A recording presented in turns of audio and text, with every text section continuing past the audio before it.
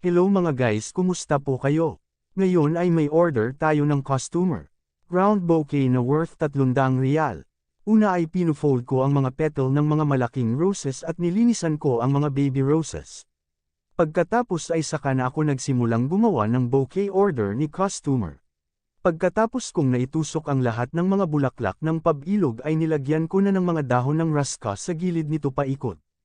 Para mas lalo pang gaganda o dagdag accent sa bouquet kapag may mga dahon ito. Hayan tapos ko na naitusok lahat at susunod ay ibabalot ko na naman ito. Naggupit ako ng 7 piraso sa wrapper dahil malaki-laki ang bouquet na babalutin at pinufold ko lang ito ng pasigsag. At iniisa-isa ko itong inilalagay paikot sa bouquet.